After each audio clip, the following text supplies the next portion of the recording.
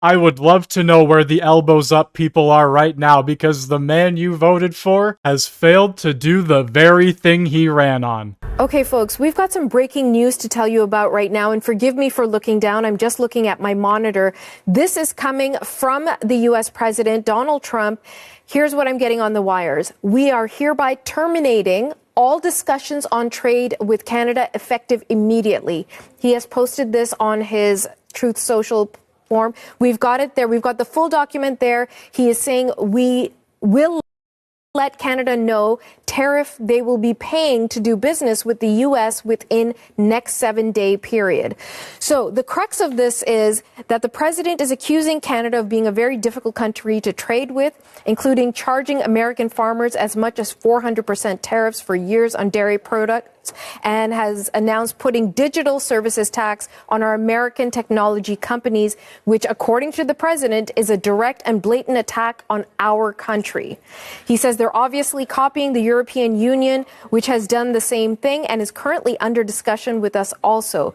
Based on this egregious tax, says the president, we are hereby terminating all discussions on trade with Canada effective immediately. And again, he'll let us know about how he wants to move forward with trade in the next 7-day period. Mark Carney can barely even answer reporters' questions. It doesn't shock me that he has no chance against Donald Trump. And it's actually quite hilarious, to be honest with you, as Mark Carney runs to the EU to get away from the United States and Donald Trump, the EU is simultaneously praising him and calling him daddy. They've had a big fight, like two kids in a schoolyard. You know, they fight like hell. You can't stop them. Let them fight for about 2-3 minutes. Then it's easier to stop them. And then Daddy has to sometimes use strong language to You have get to us use stopped. strong language. Every once in a while, you have to use a certain word. Hello? Deborah Haynes from Sky News. Mark Rutte, the NATO chief, who is your friend, he called you daddy earlier. Do you regard your NATO allies as kind of children? No, he likes me. I think he likes me. If he doesn't, I'll let you know. I'll come back and I'll hit him hard, okay? No. But do you He did it very affectionate. Daddy, you're my daddy.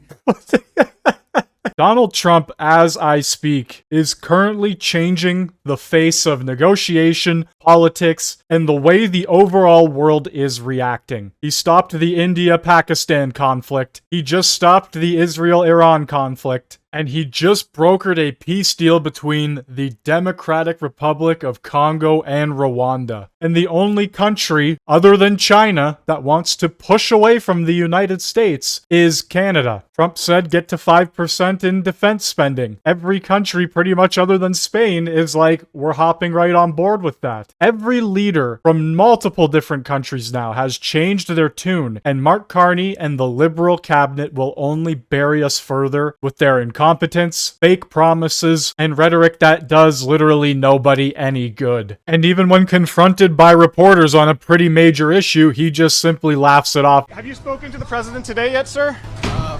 No, I didn't speak to the president today. What do you? Any reaction to the news that you put out? No, look, we'll continue to conduct these complex negotiations in the best interest of Canadians. It's a negotiation. Ça va continuer. He doesn't care at all. Pierre Poilievre also gave his immediate response based on the negotiations going south, and even the CBC anchors cannot run defense. French, you can sort of follow it up with a second question, but in this case, clearly Carney was not in the mood for that, and he hopped in his car and left. We are seeing some more reaction as well now. Conservative leader Pierre Poilievre has put up a statement on the social media platform X, and here's what he had to say. We'll put that up on our screen as well. He says, disappointed that trade talks have halted. Hopefully they resume quickly. As always, Conservatives are ready to help get a good deal for Canada. We must put Canada first. At the same time, the government must take emergency action to bolster Canada's economy, fully repeal the No Pipelines Law, the industrial carbon tax, the tanker ban, the emissions cap, the EV mandate, and axe the capital gains tax on reinvestments in Canada, all to create a strong, self-reliant, and sovereign Canadian economy. So, starting with, hope that the talks will resume, and then kind of going into the sort of typical asks from his party to the government. At least he is consistent in what he's asking for. Carney and the Liberals haven't been consistent with one thing so far. Anyway, I'd like to know what you think down in the comments section below, and thank you very much for watching.